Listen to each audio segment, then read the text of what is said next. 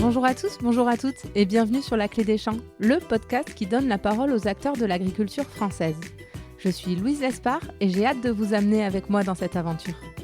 Dans ce podcast, je vous permets d'en apprendre bien plus sur notre monde agricole en partant à la rencontre de personnalités remarquables qui œuvrent à faire briller nos campagnes. Je vous emmène dans les coulisses de nos fermes pour découvrir le quotidien de ces acteurs de l'ombre pourtant indispensables à notre pays. Aujourd'hui, j'ai le plaisir de me rendre dans le village de La Planche, au sud de Nantes, pour rencontrer Régis, producteur de mâches nantaises. On a passé un super moment avec Régis au cœur de ses serres, puis autour d'un verre. Rien ne prédestinait ce passionné à devenir maraîcher. Comme il aime à le raconter, ce sont des rencontres, comme celle avec David Dubois, son associé déjà installé, qui l'ont poussé à sauter le pas il y a maintenant 5 ans.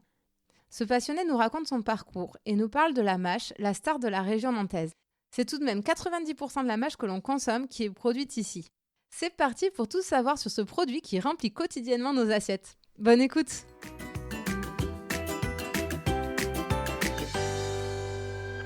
Bonjour Régis. Bonjour Louise. Merci beaucoup de nous accueillir chez toi. Pour démarrer, est-ce que tu pourrais te présenter et nous expliquer où c'est qu'on se trouve actuellement ? Alors, je suis donc Régis Chevalier. Moi, je suis maraîcher sur la commune de La Planche, donc une petite commune au sud de la Loire-Atlantique. Et vous êtes ici à la SCEA des Sables, qui est une exploitation historiquement maraîchère. Alors, il y a eu de l'élevage, on a aussi des céréales, mais c'est une exploitation qui s'est spécialisée en maraîchage et on travaille sur... On a 150 hectares dans lequel il y a 70 hectares de maraîchage, on a 70 hectares de céréales, dont 20 hectares en bio, et on a 10 hectares de prairies humides en bord de rivière, etc., etc. Super. Et là, tu peux nous décrire l'endroit où on se trouve ? Et ben là, on est sous des serres qu'on appelle des grands abris plastiques. Et donc, vous êtes dans une culture de mâche. Vous êtes dans ma dernière culture de mâche d'été. Et sachant que la mâche, je la cultive toute l'année. Et après cette mâche-là, on va y mettre d'autres cultures pour l'hiver. Ouais, je mettrai des photos sur les réseaux sociaux, mais tes serres, elles sont vraiment très belles. Et Merci. la mâche qui est dedans, en tout cas, c'est hyper joli à regarder. Ça a été quoi le déclic pour toi d'être agriculteur, d'être maraîcher ? Alors moi, j'ai un parcours un peu particulier parce que je ne suis pas du milieu, je ne suis pas de la région. Moi, je suis né à Angers, d'un père informaticien et d'une mère secrétaire, on va dire. Oula, qu'est-ce qui s'est passé ? Et alors, il s'est passé que elle a toujours été quand même connectée à l'agricole, hein, comme beaucoup, mes grands-parents étaient agriculteurs. Moi, j'ai fait une formation plutôt dans le végétal, mais dans le domaine de l'environnement. Et en fait, je me suis retrouvé, mon premier boulot, ça a été d'être conseiller en agro-environnement pour les maraîchers nantais. D'accord. Donc ça date maintenant un peu parce que je vieillis, et ça fait plus de 15 ans. Et en fait, comme on dit, je suis tombé dedans par passion. Parce que c'est une filière que j'ai découvert que je ne connaissais pas du tout, mais il y a des histoires d'hommes, il y a un gros héritage, il y a un gros savoir-faire, c'est une identité qui est assez forte ici, les maraîchers nantais. Et donc j'ai eu plusieurs boulots, toujours pour la filière des maraîchers. Donc j'ai fait de l'environnement, un peu d'urbanisme, un petit peu d'animation syndicale sur plein de sujets, parce que je suis d'une nature curieuse. Et puis petit à petit, en vieillissant, on se dit qu'à un moment donné, ça m'intéresserait de gérer une affaire. Et puis je me suis retrouvé à me questionner sur ça. Et puis les relations que j'avais avec plein de maraîchers de l'époque, mon associé d'aujourd'hui, on s'entendait bien, on aimait bien bosser ensemble. Et donc à un moment on s'est dit, est-ce qu'il ne faudrait pas tenter l'aventure ? Lui il était en recherche d'associés parce que ses oncles partaient en retraite, il ne voulait pas rester seul dans son affaire. Moi je me disais, j'aimerais bien aussi passer en maraîcher. Donc petit à petit on s'est dit, allez hop, on se lance quoi. Vu d'un point de vue extérieur, parfois on oppose environnement et agriculture. Toi, tu travaillais plutôt sur des dimensions environnementales, tu es arrivé sur le côté agriculture, c'est pas quelque chose qui t'a gêné ? Non, au contraire. Moi, j'ai toujours dit que pour moi, c'est la même chose parce que tu travailles en fait dans la nature, tu travailles dans le végétal. Moi, j'ai été dans les gestions de l'environnement parce que j'aimais bien le végétal et ça m'intéressait de comprendre le fonctionnement des écosystèmes. Et quand vous travaillez dans le monde agricole, c'est l'activité qui est la plus proche des écosystèmes, qui est la plus proche des rivières, etc. Moi, je suis passionné de ça et j'ai toujours considéré que c'était... en fait, c'est la même chose pour moi. Alors, il y a plein de choses à travailler pour maîtriser les impacts et les rejets. Et alors, Dieu sait qu'on a fait du travail et on a encore plein de chemins à faire. Mais pour moi, c'est pas du tout opposé, bien au contraire, quoi. Et une autre question qui me vient comme ça, Ils sont nombreux, les hors-cadres, dans ce qu'on appelle les hors-cadres familiales, donc c'est ceux qui ne sont pas issus de familles d'agriculteurs, qui veulent s'installer agriculteurs, à vouloir faire du maraîchage.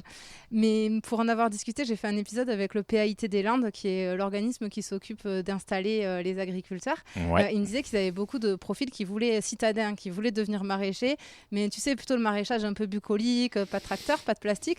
Toi, quand tu me décrivais ton exploitation, quand je t'avais au téléphone, tu me disais, bon, moi, c'est une PME, Ouais. on est quand même sur une production à grande échelle. Ouais. Comment tu es allé vers ce modèle aussi?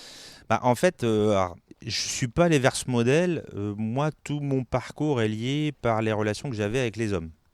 Et en fait, j'aimais bien la façon dont mon associé de l'époque, donc David Dubois, j'aimais bien la façon dont il menait la boutique. J'aimais bien l'énergie qu'il y avait, j'aimais bien la diversité qu'il y avait dans son métier, parce qu'il n'est pas simplement justement agriculteur, il est gestionnaire de PME, c'est-à-dire qu'il y a du compta, il y a du social, il y a du business, il y a de la technique, il y a du matériel, il y a de l'investissement, donc ça m'intéressait beaucoup.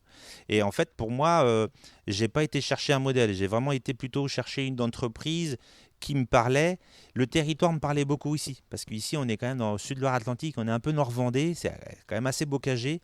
Moi je trouve qu'on a une campagne qui est super belle ici, on a encore une agriculture qui est très diversifiée, donc avec beaucoup, il y a de l'arbo, il y a pas mal de lait, il y a donc pas mal de prairies, on a aussi pas mal de céréales, il y a du maraîchage, il y a un peu de vigne, et donc cette entreprise-là me causait aussi là-dessus, par rapport au territoire où elle était. Donc en fait, je me suis pas installé pour un modèle. Alors bien évidemment qu'il y a la phase un peu compta, économique, finance, parce qu'il faut bien financer tout ça. Ça n'a pas été une mince affaire. Mais la porte d'entrée, c'était plutôt l'envie de m'associer avec quelqu'un, l'envie de m'impliquer dans une filière qui me passionnait, et encore une fois avec ces histoires d'hommes. Et l'aspect entreprise me plaisait, parce que moi, j'étais plutôt un homme de bureau aussi, donc tout l'aspect qualité, administratif, la traça, même la compta, j'ai toujours aimé ça. Et David était pour moi un des meilleurs techniciens de la place. Donc on s'est toujours dit, putain, on fait un bon binôme, quoi, on se complète bien. Donc tu vois, c'était pas le modèle qui m'attirait, c'était plutôt... Ouais, c'est une histoire de rencontre et Ouais, de personnes. voilà, exactement. Et est-ce que tu peux nous rappeler quand tu t'es installé et c'est quoi les principales difficultés que tu as rencontrées au moment de ton installation? Alors, on m'a souvent posé la question, puis maintenant j'arrive à bien la synthétiser. Je me suis installé il y a très exactement 5 ans. Moi, je suis arrivé le 1er août 2017 et mon installation officielle, c'était le 1er janvier 2018. Et je dirais qu'il y a eu, en fait, il y a eu 3 phases dans mon parcours. La première phase, elle est humaine. C'est-à-dire qu'on s'appelait souvent avec David et en fait, avant qu'on se dise OK, on se lance, on a passé peut-être 4-5 ans à se tourner autour. On en parlait comme ça, mais un peu à de la blague. Puis quand tu rentres chez toi, tu dis bah non, je suis pas capable, je suis pas maraîcher, j'ai pas de formation. Je savais pas conduire un tracteur, moi, il y a 5 ans. Hein. Donc je dis non, c'est pas fait pour moi. On en rigolait. Donc il faut un premier déclic humain en disant ouais, j'y vais. Sachant que comme moi j'avais bossé dans la filière, j'avais déjà mesuré les conséquences en termes de vie de famille, en termes potentiellement de finances. À l'époque, pas trop encore, mais j'avais ça en tête. Donc je dirais que peut-être contrairement à des gens qui sont vraiment très citadins et qui veulent faire ce pas-là, moi je travaillais dans la filière et j'avais quand même pas mal conscience de certains... Parce qu'aujourd'hui, je dis toujours, moi, on s'est rencontré avec ma femme, j'étais aux 35 heures, je suis aux 70 heures, j'ai 2 semaines de vacances par an. C'est un autre métier, mais par contre, voilà, c'est un métier de passion. Donc première étape, il faut un déclic, il faut que ce soit humain. Parce qu'avec David, on s'était dit, si on se lance là-dedans, on se marie, quoi.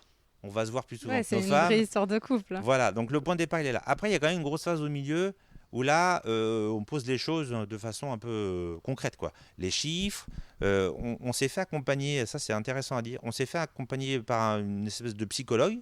D'accord. Ouais, on a fait des questionnaires, notre rapport à l'argent, notre rapport au temps, notre rapport au temps disponible les week-ends, les astreintes, notre rapport aussi un peu à la grande diversité des sujets, notre rapport aux emmerdes, parce que notre métier de patron aujourd'hui, c'est de gérer les emmerdes. Moi, quand tout va bien, entre guillemets, je fais rien sur l'exploitation. Mais on est toujours un peu à organiser nos gars, à gérer les emmerdes, le commerce, le machin. Du coup, l'objectif de ce questionnaire, c'était de voir si vous matchiez bien sur tous ces critères clés. Ouais, c'était un moment... Mais presque tous les associés de toutes les entreprises devraient faire cette démarche-là, quoi, pour vérifier que vous entendez bien, que vous êtes C'est marrant alignés. ce que tu dis, parce que David et moi, comme on n'était pas de la même famille, je dis toujours, on n'était pas copains.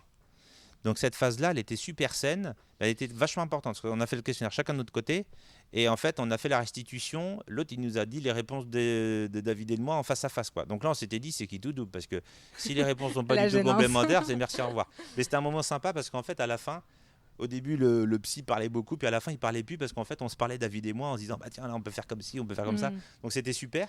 Et par contre, le gars nous avouait que il y a beaucoup d'associés qui sont de la même famille, des frangins, des pères-fils, des tontons, qui font pas ce travail-là, et qui parfois, ils se retrouvent à recevoir ces gens-là, mais après leur installation, avec des difficultés, parce qu'ils n'ont pas fait ce travail-là. Alors je dirais, le questionnaire il y a 5 ans, tu me le fais répondre aujourd'hui, je fais pas les mêmes réponses, tu vois. Bien sûr. Parce que bah, tu es quand même un petit peu à l'aveugle, hein. Moi, je savais pas ce que c'était d'être maraîcher. Mais ouais, ça, c'était une phase importante. Puis après, bah, dans la continuité de phase, la grosse phase importante aussi, c'est l'aspect finance. Bien sûr. Parce que du coup, David et moi, on a racheté les parts sociales de son oncle qui partait en retraite. Et donc, il y a toute une phase comme ça, un peu économique, de calcul, de valorisation de parts, de compte courant. Il faut gérer tout ça. Tu Faut peux monter... nous dire les montants? C'est sur des centaines de milliers d'euros, quoi. Enfin, que les gens se rendent compte que c'est pas des petits investissements Ouais, dont on en parle. fait, aujourd'hui, Il faut en vendre de la mâche, des poireaux. le et des maraîchage, radis. aujourd'hui, comme on le fait, nécessite beaucoup, beaucoup de patrimoine. Quand je dis patrimoine, c'est beaucoup de matériel, beaucoup de tracteurs, beaucoup d'attelages. 25 tracteurs, tu nous as dit. Voilà, et moi je suis un petit joueur, hein. Des bâtiments, du matériel dans l'irrigation. Donc, comme il y a beaucoup de valeur comme ça, j'ai racheté la valeur de tout ça. Ouais.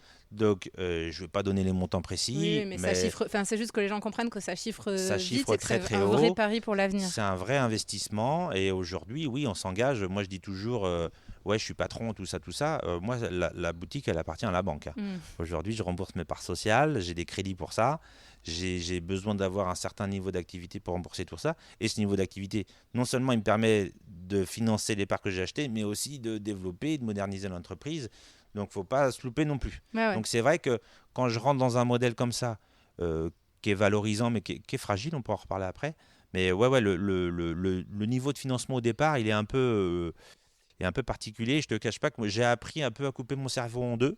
Parce que j'ai mon budget familial à la maison avec ma femme, on a aussi notre crédit de maison à payer, les factures, les machins. Et puis c'est vrai que le niveau financier dans l'exploitation n'est pas du tout le même. Et ouais. Donc faut couper le cerveau en c'est deux. une vraie entreprise. Voilà. Et puis donc la dernière clé de décision, quand tu as tout validé comme ça, quand tout va bien, moi j'ai eu de la chance, j'ai quand même eu un parcours d'installation qui a été plutôt sain, sans trop d'embûches. La dernière décision, bah, elle est humaine. Tu reviens sur la première étape où là on s'est regardé avec David, ça y est, on est prêt à signer. Go, pas go, ouais. Est-ce que tu es prêt, tu vois. Et donc on s'est dit à un moment donné, moi je suis quelqu'un qui me pose beaucoup de questions, mais c'est pas un frein.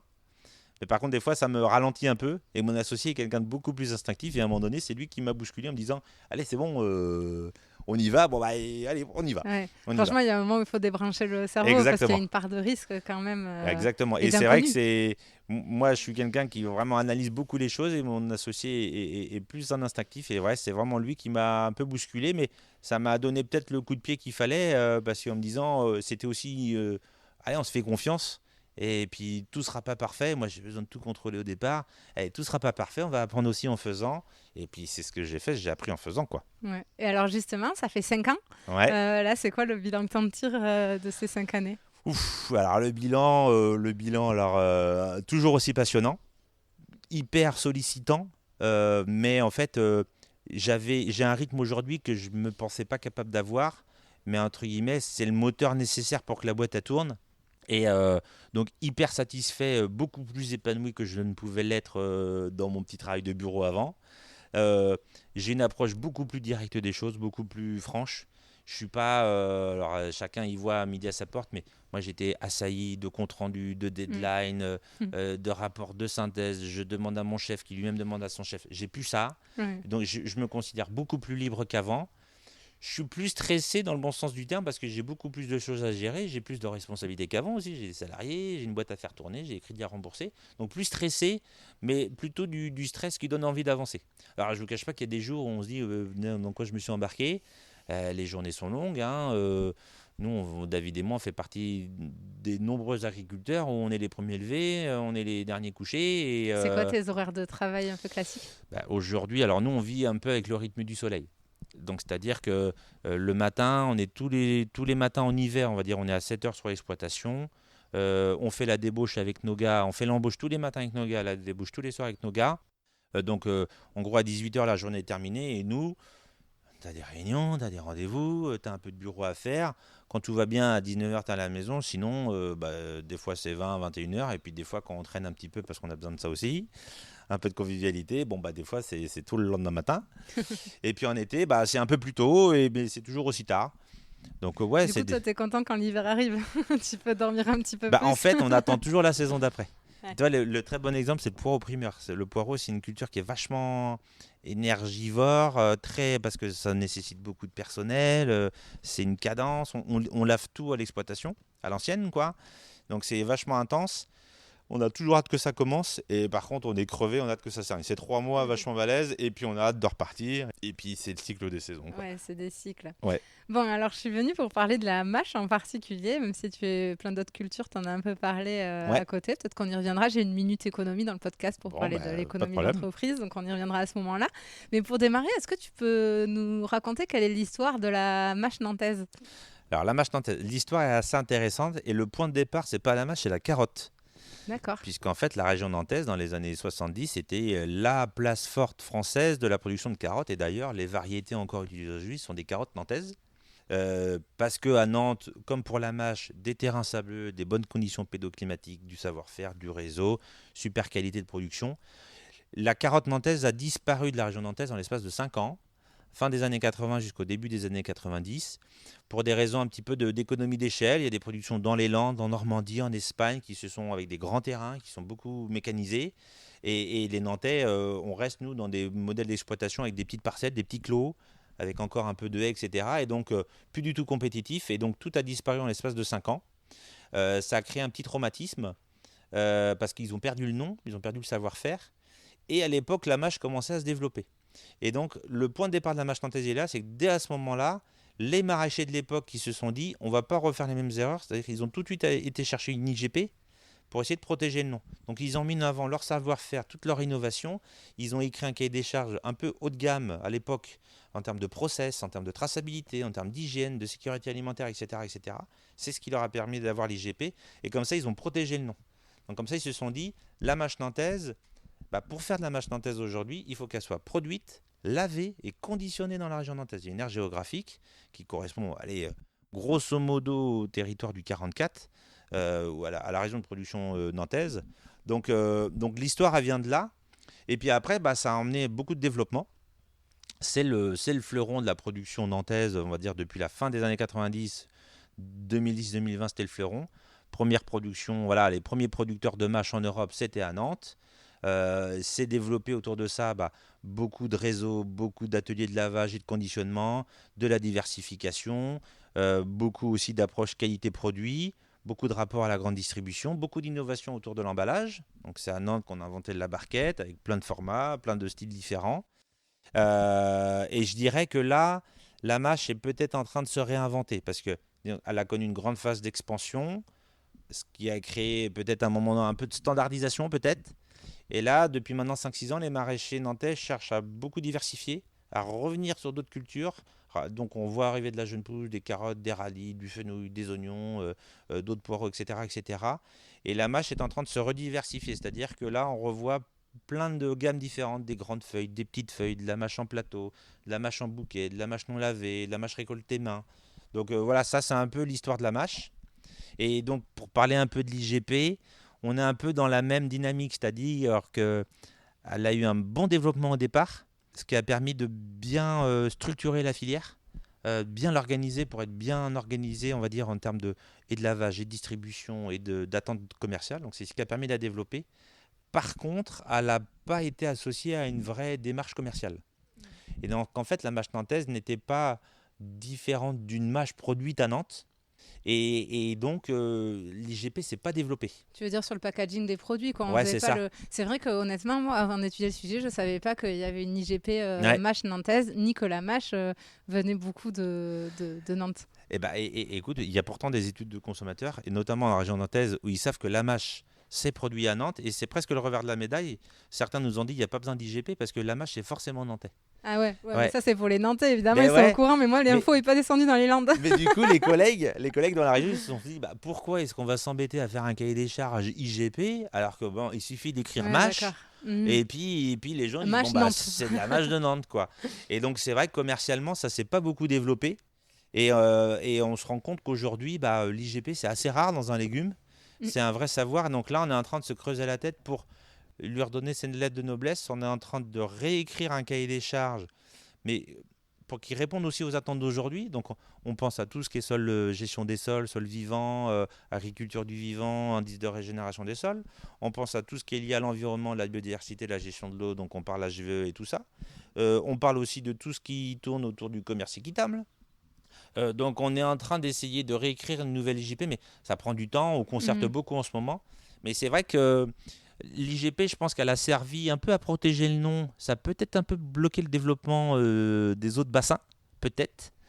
Mais elle n'a pas eu une dynamique commerciale liée à l'IGP parce que, comme tu l'as dit, il n'y a rien qui ressemble plus à une mâche qu'une autre mâche.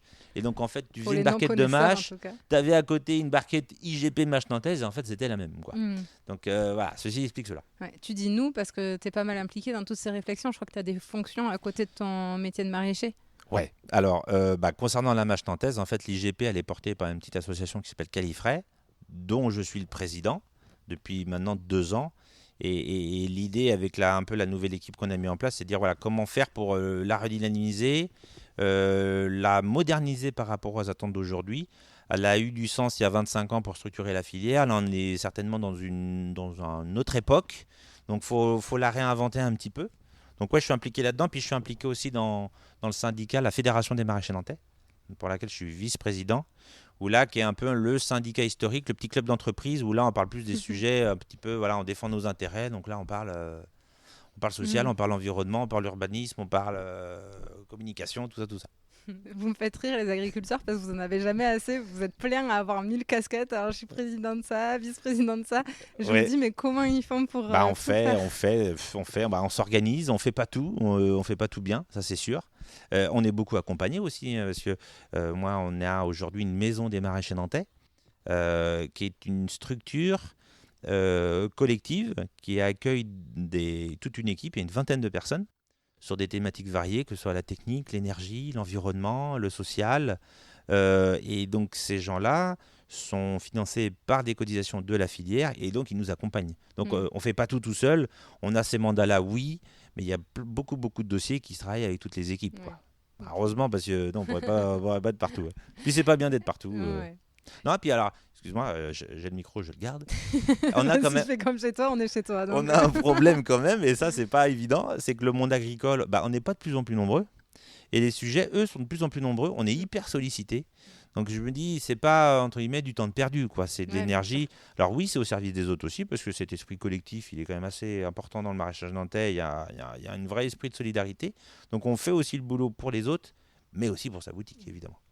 Est-ce que tu aurais quelques chiffres à nous partager sur ce que représente la mâche nantaise dans la mâche française au global Quand on mange de la mâche, est-ce qu'elle est forcément nantaise ? Tu as un peu répondu. Non, elle n'est pas forcément nantaise. Alors les chiffres, ça bouge, mais on considère que la région nantaise produit à peu près 30 000 tonnes de mâche par an. Malheureusement, c'est un chiffre qui est en train de baisser. Je dirais malheureusement, on a été pendant très longtemps les premiers producteurs européens. On disait qu'on pesait entre 50 et 60% de la production européenne. On vient d'être détrôné par l'Italie. C'est un drame. Je ne veux pas en parler trop longtemps parce que là, je vais parler sur plein de sujets syndicaux. Mais aujourd'hui, on passe notre vie auprès des services de l'État et des élus à leur expliquer qu'il y a une grave menace sur la capacité de l'agriculture française à continuer à exister, à produire demain. C'est pas possible qu'on ait autant de lois et de contraintes alors que nos voisins européens ne les ont pas. Donc le fait est qu'on n'est plus les premiers producteurs européens et ça c'est bien triste. Par contre, j'ai pas les chiffres précis, mais on reste les premiers producteurs français. On dit toujours on avait les 3/4 de la production française se passait à Nantes, mais ça se développe en Normandie, ça se développe dans la région Bretagne. Donc les chiffres précis je les ai pas. Mais voilà, on est plutôt dans une dynamique à la stabilisation, voire un peu à la baisse. Voilà. Les chiffres que j'avais trouvés, c'était 90% de la mâche est produite en France et nantaise, et ça représente 4000 emplois à temps plein dans le bassin nantais. Sur les emplois, en fait, quand tu consolides toutes les entreprises maraîchères nantaises, qui font pas que de la mâche, il y a aussi des tomates, il y a du concombre, il y a du muguet, ça représente 4000, c'est un peu, maintenant on est plutôt proche de 5000. Ça, c'est important de le dire aussi. C'est vrai que malgré qu'on a beaucoup de mécanisation et qu'on a des tracteurs et qu'on cherche à automatiser des choses, on a toujours autant besoin de main-d'œuvre. On a besoin de main-d'œuvre pas qualifiée, parce qu'on a toujours besoin de désherber à la main, de récolter à la main. On a beaucoup de travaux manuels et on a aussi maintenant de plus en plus de besoin de boulot plus qualifié. Des ingénieurs agro, des ingénieurs informaticiens, des logisticiens et tout ça, tout ça. Donc on a une filière qui est variée. Je dirais que les maraîchers nantais, en plus, on n'est pas simplement producteurs. On est aussi impliqué dans nos ateliers de lavage et de conditionnement. On est impliqué dans notre coopérative qui, elle, cherche à vendre avec la qualité. Donc, on a besoin de toutes ces compétences-là. Donc, ouais, ça représente beaucoup, beaucoup d'emplois, ouais. Et alors, c'est quoi la saisonnalité de la mâche? La mâche, il s'en fait toute l'année. Aujourd'hui, il y a un catalogue variétal qui est assez varié, assez large. Il y a beaucoup de maisons de semences qui travaillent là-dessus. Donc, on a la chance d'avoir beaucoup de variétés, ce qui nous permet de faire de la mâche de qualité toute l'année. Malgré tout, la mâche, ça reste une salade d'hiver. La mâche, c'était un peu la salade des fêtes. Il y a plein de recettes que vous voyez sur Internet où la mâche, c'est associé avec le foie gras, avec la Saint-Jacques. C'est vraiment la salade qu'on sort pour les fêtes. Et c'est vrai, je dirais aujourd'hui encore, allez, on a, j'ai envie de dire, il y a 60% de la production de mâche qui est faite dans la période de Toussaint à Pâques, quoi. D'accord. Voilà, son cœur de production, et on cherche tous à faire vraiment la mâche pour Noël. Mais ça se fait toute l'année grâce à un peu de savoir-faire, un peu de technologie aussi. C'est-à-dire que la mâche, voilà, quand on la fait dehors, elle est bien sous les petits tunnels pour l'hiver. Et aujourd'hui, comme je vous disais, on est sous des grands abris plastiques ici qui nous permet de faire la mâche l'été. Ouais. Et qui nous permet de faire d'autres cultures l'hiver. Parce que ces abris plastiques, ils protègent de la chaleur, du soleil ou ils ont plein de vertus. Ils protègent effectivement des aléas climatiques. Alors l'été...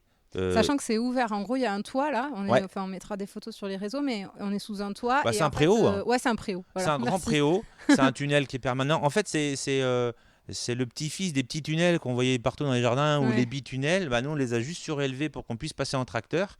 Le plastique est là toute l'année.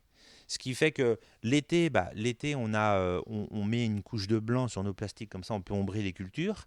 On a un système d'irrigation assez fin, comme ça je peux faire de l'arrosage, du petit arrosage un peu tous les jours, je peux vachement fractionner. Je ne prends pas de risque d'orage qui viendrait éclater la mâche. Donc là, je suis protégé, voilà, on appelle ça des cultures protégées. En plus, ça a des vertus parce que je récupère les eaux pluviales. Et puis en hiver, ça a le principe de la serre, donc on réchauffe un petit peu la plante. Là aussi, on la protège du gel, on la protège du vent, on la protège aussi des gros abats d'eau. Comme j'ai moins d'eau, j'ai moins de lessivage, donc j'ai moins d'intrants, j'ai moins de pertes, j'ai une culture qui est plus saine, moins malade, donc moins de traitement. Donc ces grands abris-là me permettent, comme je disais, de faire de la mâche toute l'année, mais avec une qualité assez régulière.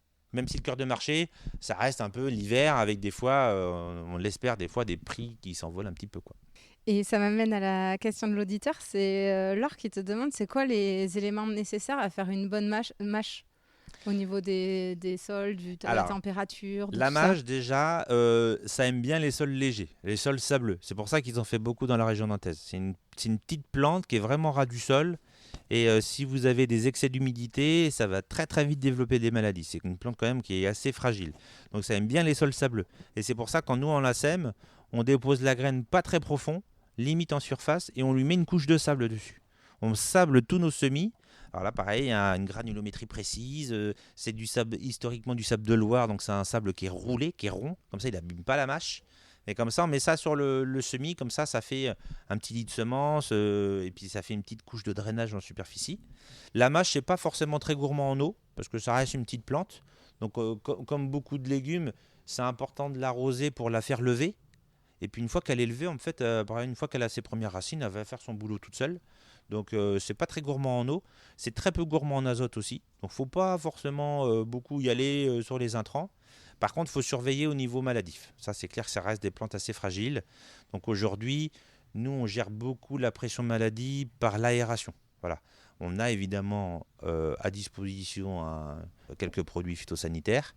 Évidemment, comme tous les agriculteurs, ça coûte des sous, on n'est pas dans des traitements systématiques, donc on gère beaucoup par l'aération.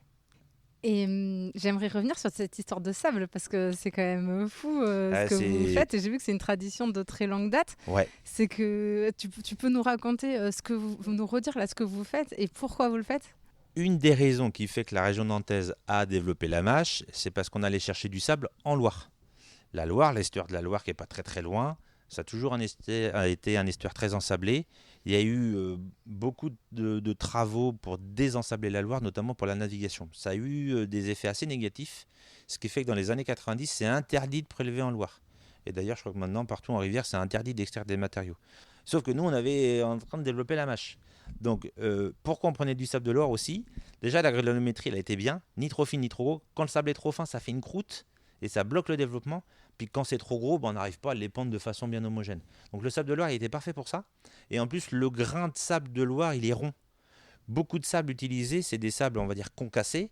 Donc c'est des roches granitiques qui fait des angles un peu coupants. Alors que le sable de Loire était bien rond, bien doux. Donc il n'abîmait pas la mâche. Sauf que c'est interdit depuis le milieu des années 90. Donc toute l'activité d'extraction s'est délocalisée en pleine mer. D'accord. Donc on va chercher le sable en bateau. Alors, en fait, c'est du sable de Loire, mais qui s'est déposé dans l'estuaire en mer, quoi. Ouais. Les bateaux récupèrent ce sable-là, on le lave, on le crible et on le remet dans nos champs. Ok. Donc concrètement, c'est quand tu prépares ton terrain que tu vas mettre le sable au sol. Je le mets juste après le semis. Okay. En fait, moi, tu sèmes tes graines, après tu mets le Voilà, sable. exactement. Je prépare mon terrain, je le décompage, je fais mes cultiratos, tout ça pour avoir une belle terre bien prête pour une bonne levée. Je mets ma graine. Et je mets une petite couche de sable, et comme ça favorise la levée, ça évite le gel, ça fait une petite couche de drainage superficiel. Ça réchauffe le sol. Ça réchauffe un petit peu. Ah, et puis ça évite, vous savez, la croûte de battance. Voilà, là comme ça on a une espèce de petit truc un peu granuleux. Et puis en fait le sable c'est super pour la mâche, mais c'est surtout aussi super pour le radis, c'est super pour l'épinard. Puis il y a un autre effet, alors c'est dur à expliquer comme ça sans image. La mâche qui est très très important, c'est le bouquet. La mâche, c'est pas, on mange pas que la feuille, on mange un bouquet de mâche. C'est ça qui fait son côté un petit peu, voilà, il y a de la densité, quoi. Et ben en fait, quand vous mettez la graine va développer ses racines dans le sol, et le pivot de la mâche, il va se développer dans le sable. Et c'est au-dessus du sable qu'on va avoir les feuilles. Et donc nous, après, on a des récolteuses de précision, avec des palpeurs, pour que la lame de récolte coupe dans le sable. Comme ça, je coupe bien dans le pivot et je récupère bien le bouquet. Si je coupe au-dessus du sable, je coupe des feuilles. Ouais. Alors ça se fait maintenant, des feuilles libres. Mais quand tu veux le bouquet, c'est pas terrible.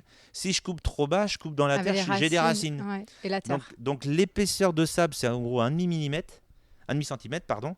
Et ben faut que la lame de récolte, elle soit vraiment dans ce petit demi-centimètre pour vraiment couper le bouquet. Donc c'est aussi un moyen, une sorte de guide, quoi. Ouais.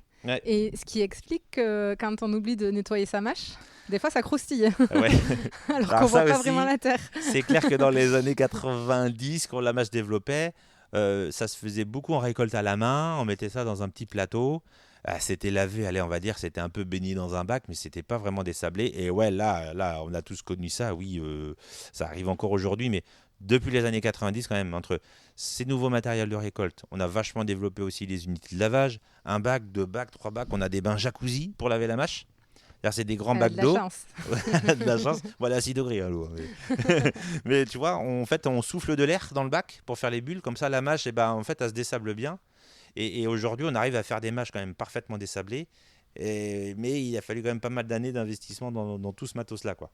Et aujourd'hui, c'est impossible de faire sans cette couche de sable. Est-ce que ça peut être un problème en termes d'investissement, d'environnement? J'en sais rien, peut-être en mer d'aller le chercher. Alors, et est-ce que vous êtes dans une réflexion pour faire différemment? Complètement. Aujourd'hui, on défend l'usage de ça parce que c'est presque un usage traditionnel. Et c'est vrai qu'aujourd'hui, on a des fois quelques collectifs, des opposants qui ne comprennent pas ça et qui sont aujourd'hui vachement engagés dans des mouvements militants un peu radicaux. Parce que le sable, il est vrai, c'est pas une ressource renouvelable. Et donc aujourd'hui, ça va se chercher en mer, ça va se chercher aussi dans certaines carrières. Alors il ne faut pas oublier que le sable aujourd'hui, il sert pour le maraîchage, il sert surtout pour la construction des maisons. Et on est dans un territoire, en Loire-Atlantique, qui est assez attractif, il y a beaucoup de nouveaux habitants. Et donc il y a un peu une pression là-dessus, parce que le gisement, il est limité. Donc nous, on milite quand même dans l'idée que ça reste un usage traditionnel et puis qui a permis d'avoir des IGP comme la mâche. Donc ça, c'est des choses dont on est fier. Malgré tout, aujourd'hui, ce qu'on travaille, c'est déjà à essayer d'en mettre moins. Ouais, tu vois, pour faire 1 kg de mâche, il faut 10 kg de sable. Donc on essaie déjà... Ouais. Pour avoir ce petit demi-centimètre, ça paraît pas beaucoup comme ça, mais ramener à l'hectare, ça fait beaucoup. Il y a aussi beaucoup d'essais en ce moment pour des semis sans sable. Alors, au-delà de la mâche, on arrive maintenant à faire d'autres cultures sans sable carrément. Je pense à l'épinard par exemple, où à des jeunes pousses on sablait et puis maintenant on se rend compte que ça marche bien sans, même le radis. On essaye aussi d'aller des fois chercher d'autres sources de sable. Voilà, je vous parlais du grain à rouler, alors on fait des essais des grains concassés. Alors sur la mâche ça marche pas, mais sur le radis ça pourrait marcher, ou sur le muguet. Et puis on cherche aussi, et ça c'est pas facile, mais à le recycler. La très très grande majorité du sable, alors il y en a un petit peu dans les barquettes, d'accord. Mais surtout, Fallait pas le dire. surtout ça reste sur la planche, ça reste dans le champ. Et parfois, des fois, on a des terrains qui sont déjà naturellement très sableux. On essaye de récupérer le sable. On le renvoie là. Par contre, bah voilà, c'est du passage de tracteur, c'est du fuel, c'est du transport. Faudrait le cribler, le relaver. C'est pas encore bien mature tout ça, mais Ouais. on se dit que ce sable-là, il pourrait avoir une deuxième vie, par exemple dans des tranchées ou tu vois, dans des choses peut-être un peu moins nobles, quoi. Mm. Donc ouais, il y a du boulot quand même parce que c'est un gros circuit logistique, mais bon, on bosse dessus, quoi. Et alors, combien de temps il faut entre le moment où tu sèmes et le moment où tu récoltes la mâche et qu'elle arrive en rayon? L'été 30 jours, l'hiver 90 jours. Ok. Voilà, et on fait toujours une mâche qui fait aller grosso modo 6-7 cm. Mais c'est vrai que l'été, bah, il lui faut que 30 jours pour faire ce 6-7 cm. Et l'été, selon la météo évidemment, et s'il y a un peu de froid, c'est une mâche, pourquoi c'est une salade d'hiver? C'est une mâche qui supporte bien les gelées. Alors ici, on a la chance, c'est pas très gélif ici, hein, ouais, on a des -2, des -3, des fois un peu plus marqués. Mais c'est une mâche, la mâche, elle va tout à fait supporter une petite gelée le matin. Si vous avez un beau soleil sec l'après-midi bien lumineux, sous son petit tunnel, elle va dégeler, ça va bien se passer. Mais l'hiver, c'est vrai qu'il peut lui falloir entre 2 mois et demi et 3 mois pour arriver à maturité. Et alors, une fois qu'elle est récoltée, qu'est-ce qui se passe? Alors là, il y a tout un circuit. Alors c'est vrai que l'objectif, comme je vous disais tout à l'heure, on est quand même sur du super super frais, quoi. C'est un produit qui se stocke mal, qui évolue mal. Donc une fois que déjà on récolte, s'il y a des commandes. S'il n'y a pas de commande, il vaut mieux malheureusement la détruire dans le champ plutôt que d'engager une récolte, un lavage, tout ça. Donc quand on la récolte, c'est qu'il y a une commande. Une fois qu'on sait qu'on peut récolter, on la récolte souvent tôt le matin, hein, comme toutes les récoltes qu'on peut faire. On met ça dans des palox. Dans un palox, vous avez allé grosso modo 70 kilos de mâche, mais là il y a C'est encore quoi un palox? C'est des grandes ouais, palettes, c'est ça? des grandes caisses là, Ah, ok. tu vois, Ah oui. ça fait la largeur d'une palette, c'est haut d'un petit mètre, quoi. Et donc on met 60 kilos de mâche, mais là il y a du sable, il y a de la terre, il peut y avoir des mauvaises herbes, des racines, tout ça. On met ça dans un camion, le camion direction l'atelier. Donc moi je suis, on va dire, avec d'autres collègues maraîchers actionnaires dans un atelier, dont le boulot c'est vraiment de laver la mâche. Donc là l'objectif après la récolte c'est vraiment de la laver le plus vite possible. Donc souvent c'est laver dans les 24 heures. Si possible l'après-midi, des fois le lendemain matin, mais c'est vraiment dans les 24 heures. L'objectif du lavage, donc on enlève le sable, on le trie, on a des trieurs optiques maintenant, on le refroidit aussi et on la met au frigo. Comme ça la mâche au frigo, elle est un peu saisie, ah tiens. Si vous la laissez à l'air libre ou si vous la mettez à température Ouais, elle ambiante, flétrit. à Bon, on le voit chez nous, flétrie, dès qu'on la puis laisse. dès qu'elle va avoir un petit impact, par exemple un petit grain de sable qui aura un impact, cet impact-là il va évoluer, ça va faire la mâche un peu pourrie, c'est pas terrible. Donc frigo, et après je dirais grosso modo, l'idéal c'est vraiment dans les 2-3 jours, il faut qu'elle soit commercialisée, vendue, mangée, quoi. Ça peut pousser à une semaine, ça dépend. Mm. Mais une fois qu'elle est en frigo, après, Océane, qui est ma coopérative, va donner une commande à l'atelier qui va dire il faut que cette mâche-là, il faut la vendre en sachet, en barquette ou en vrac des fois, tu la laisses en caisse. Donc comme ça, quand elle est lavée, on la met en fait dans des caisses de 4 kilos, pardon, j'ai oublié de le dire. On la met en caisse de 4 kilos, on les met au frigo. Et après, ces caisses-là, soit on les expédie directement pour des industriels, par exemple des ensacheurs. Ouais. Alors, j'ai pas le droit de dire les marques, non? Je Je sais rigole. pas si je vais Mais bon, avoir des problèmes. Tout le monde connaît, mais les florettes, C'est les pas encore bonduelles, les assez choses comme connu, ça. la clé des Donc charmes. là, on peut leur vendre la mâche comme ça en vrac, ou alors je la conditionne moi-même. Donc des petites barquettes, des petits sachets également. Et là, mon atelier fait tout ça. Donc Océane, ma coopérative, vend.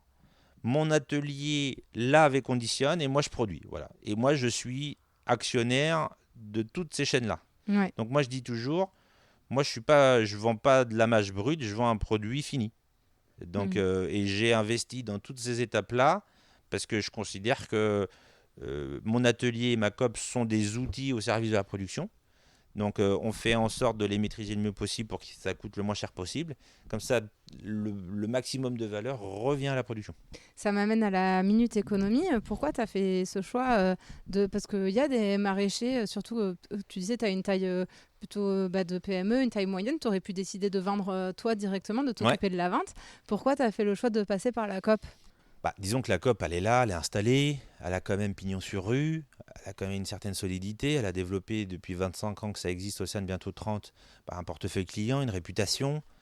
Ça m'amenait, moi, dans mon processus d'installation, un peu de rassurance, quoi, un peu de sécurité. Je me dis, je pars pas à l'aventure. Le fait de s'associer à la COP Océane, je m'étais dit, bon, j'ai plus de garantie que ma marchandise soit vendue, je vais être Mm. accompagné, je vais avoir un commerce bien installé, tout ça. Donc je m'étais dit quand même, la vente directe, c'est sympa, mais bon, faut des clients tous les jours, il faut de la marchandise tous les jours, de la qualité, puis il faut savoir vendre et tout. Alors je dis pas que je sais pas le Ouais, c'est faire, un mais métier en plus. c'est un métier différent et bon, puis c'est vrai que comme dans la logique, encore une fois, moi je voulais continuer ce qui se faisait déjà.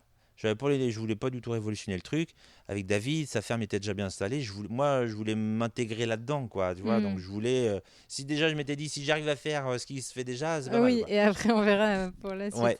Et alors, est-ce que à combien on trouve la mâche en rayon, le prix au kilo, et est-ce qu'elle est plus chère que les autres salades? Alors oui, elle est globalement plus chère. Une barquette aujourd'hui, alors malheureusement, je dirais que les prix, on a beaucoup maintenant de produits qui sont stickés 0,99 là. Ah oui, Ça, c'est je un vois peu très la bien dans les plaie. barquettes là. Ouais, Mm. ça c'est un peu la plaie. Alors, c'est quand même vachement utile parce que c'est des produits quand même bon marché.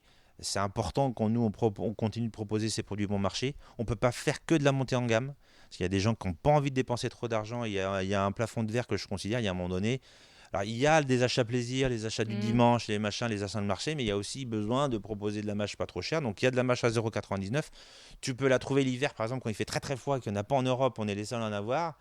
Tu peux la trouver à 3, 4, 5 euros la barquette, quoi. C'est plutôt rare. Maintenant, c'est quand même assez stable. Mhm. Donc, tu vois, ramener au kilo, dans les magasins, ça tourne autour de 10 euros, quoi. Ouais, d'accord. Et pourquoi elle est plus chère que les autres salades? Parce qu'elle est vachement plus technique. C'est vachement plus dur à faire. Hein, comme je te disais, il faut des conditions un peu climatiques particulières, il faut du sol, il faut Sable. faut vachement de matos, il faut du sable, donc c'est pas donné à produire. Et puis comme c'est un produit qui est associé au fait parce que c'est une salade d'hiver, ça reste un produit plutôt rare. Mm. J'ai pas les chiffres en volume, mais j'avais toujours entendu dire que la saladerie en Europe c'est presque 1 million de tonnes, la mâche c'est 30 000 tonnes, tu vois. Ouais. Donc tu vois, ça reste une petite salade parmi toutes les autres salades, quoi. Mm. Et tu nous le disais au début de l'interview, ou avant qu'on enregistre, je sais plus trop, mais Vas-y. comment vous étiez dans un schéma poireau, mâche, poireau, mâche, poireau, Ouais. mâche, et qu'aujourd'hui vous avez décidé de diversifier et de Tout à faire fait. plus de légumes. Pourquoi vous avez fait ce choix? Alors il y a un choix agronomique, l'envie de faire plus de rotation par rapport à un risque de fatigue des sols. Donc c'est comme ça, comme mon associé David il s'est installé il y a maintenant 15 ans. Lui il a ramené tout le dossier jeune pousse. Et donc c'est pour ça aujourd'hui on fait beaucoup d'épinards, on fait de la roquette, on fait de la jeune pousse de laitue, on a même fait du persil, on a fait des choses comme ça. Et puis quand moi je me suis installé, on s'est dit si on se installe, on a été développer un peu l'entreprise avec d'autres terrains. Et on s'est dit, ces terrains-là, si on les développe, c'est pas pour faire plus que ce qu'on fait déjà, ce serait pour développer notre culture. Donc c'est comme ça qu'on s'est lancé dans le radis. On a regardé le poireau. Donc pourquoi on s'est diversifié agronomiquement? C'est intéressant de faire tourner les terrains. Comme ça, les terrains, ils ont presque un cycle de 4 ans. Tu vois, ils vont avoir en 4 ans un poireau, peut-être une voire deux mâches par an, peut-être 2 épinards, peut-être un radis, puis on tourne comme ça. Donc ça, c'est intéressant. Il y a aussi un peu maîtriser le risque, tu vois, économique. Quand ton business, moi, quand David s'est installé, la mâche était presque 70 à 80% du chiffre d'affaires. Si, admettons, tu prends un gros coup de bambou dans la tête et tout ça, tu prends un gros risque, quoi. Ouais, c'est de la diversification. Donc diversifier le risque, c'est aussi voilà, maîtriser ce risque-là. Et c'est vrai qu'aujourd'hui, même avec nos comptables, on se disait, aujourd'hui, on a 4-5 cultures assez fortes. On en a toujours une qui ne va pas, mais on a toujours une qui compense, quoi. Donc il y a ça. Et puis il y a le côté aussi, on va pas se mentir, quand tu fais toujours la même culture, c'est un peu monotone, quoi. Même par rapport à nos gars, tu vois, Ouais. c'est toujours la sonde de poireau, on l'attend avec impatience parce que tu vois bien, c'est du matos différent, c'est une organisation différente à l'entreprise parce que pendant le poireau, on embauche beaucoup de saisonniers, donc on est quasiment 30 sur l'exploitation, donc ça Ouais, fait ça met un peu de c'est dynamisme. la saison, quoi, donc Mhm. ça casse un peu la monotonie. C'est vrai Combien tu que. as de salariés permanents? Alors moi, j'ai 7 chauffeurs, un mécano, donc on est 8, mais on est 10 à bosser parce que David et moi on bosse, hein. Tu fais pas que parler au micro. Non, je ne fais pas que vers le micro. Et puis, on a quand même pas mal de saisonniers. Donc, toi, en hiver, comme on fait quand même beaucoup de mâches, on va dire, 2 à 3 travailleurs qui sont toujours avec nous. Ils nous aident aux récoltes, au désherbage, parce qu'aujourd'hui, maintenant, on est quand même beaucoup dans des désherbages manuels. Donc, ça, ils nous aident à faire ça. Et puis, pour le poireau, on plante tout à la main. Donc on embauche 6-7 personnes de plus, on plante pendant quasiment 2 mois et demi. Et puis par contre, la récolte du poireau, là, ça reste très très traditionnel. On récolte ici, on n'emmène pas ça dans des ateliers comme la mâche, on fait tout dans le garage, quoi. Donc on a notre petite chaîne de lavage, c'est nous qui montons les palettes, les colis, etc. Donc là, j'ai besoin d'une vingtaine de saisonniers. Donc là, on se retrouve mai, juin, juillet, on a une trentaine sur l'exploitation, Ouais. quoi. Il y a une grosse dimension management quand même. Ouais. Ouais. Alors, oui, c'est vrai, mais on reste quand même une entreprise agricole. Et puis, j'aime bien dire, nous, on est semi-familial. C'est-à-dire que, voilà, on a encore une taille qui nous permet de faire les embauches le matin, on fait la débauche le soir, on boit des coups avec nos gars, on se connaît tous. Moi, j'ai des gars qui ont bientôt 15-20 ans de boîte. Il y a un petit côté convivial quand même. C'est du management, mais ça reste du management simple, quoi. Ouais. J'ai pas 4 chefs d'équipe qui, eux, communiquent, machin. Certaines entreprises font ça, ils le font très bien. On aime bien avec David d'avoir cette taille-là de relation un peu plus directe. Et pour clôturer cette minute économie, c'est quoi pour toi le truc qui t'inquiète le plus pour l'avenir de l'exploitation, la principale difficulté que vous rencontrez aujourd'hui ? Oula, alors il y en a plein. Les menaces, il y en a plein. C'est pour ça que j'ai dit la principale, parce qu'on est déjà à 47 minutes d'interview. Je réfléchis. Ah bah je t'ai dit que j'étais bavard. Là, c'est très bien. Non, la principale menace, mais alors, ça, c'est des dossiers dont je m'occupe beaucoup, c'est l'eau. Ouais. Aujourd'hui, la grosse inquiétude qu'on a, nous, on milite beaucoup, je milite beaucoup pour que notre activité soit un petit peu plus reconnue, un peu plus protégée. Et aujourd'hui, malheureusement, l'irrigation n'a pas bonne presse. Et on nous considère comme des préleveurs d'eau, des consommateurs de ressources. Et tout le monde oublie que nous, l'eau qu'on utilise, elle est productive, quoi. On fait de la bouffe. Et on fait de la bouffe fraîche, produit de France, qui n'est pas transformée, qui ne fait pas le tour de la terre. Tu vois. On est forcément, nous, sur un circuit plutôt court parce que c'est des produits qui ne se stockent pas. Et aujourd'hui, en Loire-Atlantique, la disponibilité en eau, certains considèrent que c'est plus ce que c'était. Il y a beaucoup de nouveaux arrivants qui consomment de l'eau potable, etc. etc. Donc, on est en train de se dire qu'il va falloir partager tout ça. Sauf que nous, on ne le vit pas très bien dans le sens où on n'est pas du tout prioritaire, quoi. On est plutôt en train de nous dire qu'il va falloir en consommer moins, voire plus du tout. Ouais, alors que vous nous nourrissez. On nourrit, et puis moi, ce que je dis, si j'arrose pas mon blé, je peux perdre un peu de rendement, peut-être un peu de qualité. Si j'arrose pas ma mâche, c'est mort. Ouais, moi, un légume, c'est entre 80 et 95% de flotte. Si je suis forcément un irrigant, quand tu es maraîcher, tu es forcément un irrigant. Alors, vous verrez quelques articles un peu de magicien là. J'avais envie de t'en parler justement, parce qu'il y a une vidéo qui a beaucoup circulé du maraîcher qui fait pousser ses légumes sans eau en pleine canicule. T'en connais beaucoup, toi ? Non, j'en ai pas rencontré beaucoup. J'en connais pas, moi. Donc, lui, c'est un magicien. Bravo, chapeau. Voilà, il faut qu'il fasse des formations à tous les maraîchers de France. Moi, je considère que je ne peux pas faire sans irrigation. Alors, je peux m'adapter et les maraîchers ont toujours beaucoup investi. Moi, je fais du goutte à goutte, j'ai du matériel fractionné. Les pratiques, par contre. Voilà, on est hyper efficient. Moi, sur la quantité de ce que je produis, je consomme très peu d'eau. Voyez. Et puis, encore une fois...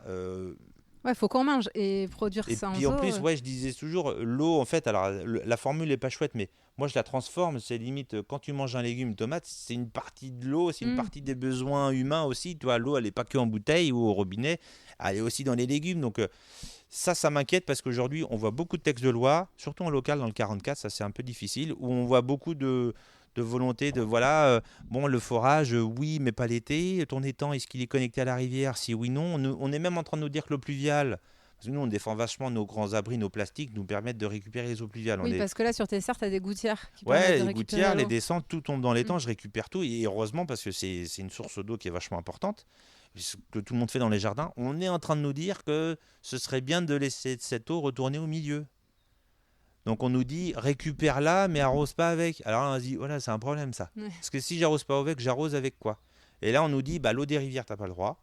L'eau des nappes, si la nappe alimente une rivière, ce qui est le cas, c'est un cycle l'eau. Donc et l'eau pluviale, elle aussi il faudrait qu'elle retourne aux rivières. Donc on est en train de nous dire que on vous interdit pas d'irriguer, mais pas avec cette eau-là, cette eau-là, cette eau-là. Et donc on n'a plus demain, moi j'ai peur qu'on n'ait plus d'eau disponible et puis qu'on ait cette dernière phrase où les gens nous disent vous avez qu'à vous adapter. Ouais. Et ça inquiète. Ouais. L'accès à l'eau, c'est une grosse menace. Oui, et je pense que les gens n'ont pas encore conscience, mais ça va être une menace pour nous tous demain. Écoute, je vais passer à mes questions de fin, et pour passer à quelque chose d'un peu plus heureux quand même. Allons-y. Est-ce que tu pourrais nous donner un truc pour étaler notre science au prochain repas entre amis ? Écoute, j'y réfléchis. Alors, j'ai pas trouvé de truc super pertinent. ou de rigolo. On peut peut-être dire que la mâche nantaise aujourd'hui, qui est le fleuron, on va dire, du maraîchage nantais, c'était il y a 30 ans une mauvaise herbe. C'était quelque chose qui se récoltait dans les fossés, dans les bouts de champs, dans les vignes.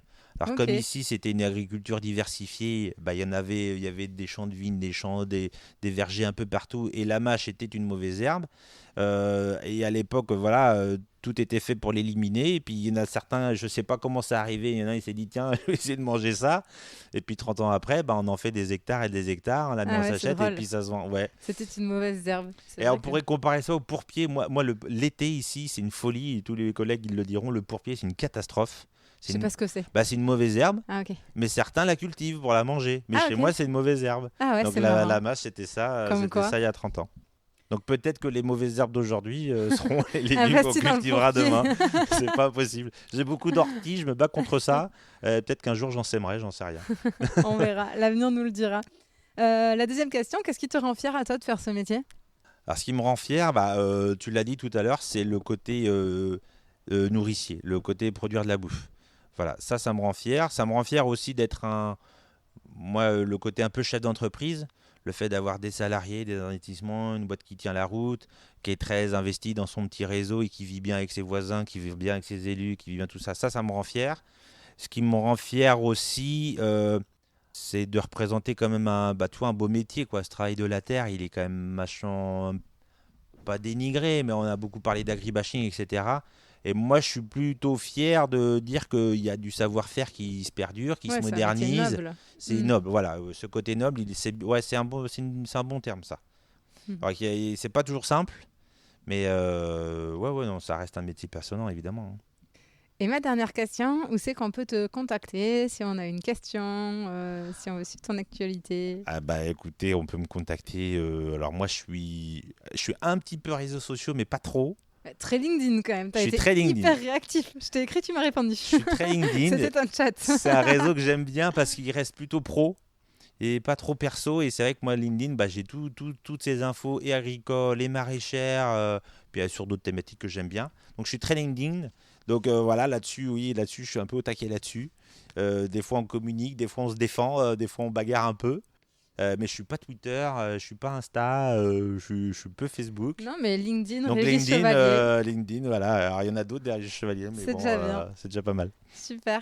Bon, ben, Mine, merci pour ton accueil. Bah, merci il à va toi. faire nuit Merci bientôt. à vous. Ouais, Donc on va arrêter là. raccrocher. Mais vraiment, merci pour ton accueil et à très bientôt. Et bah, avec plaisir.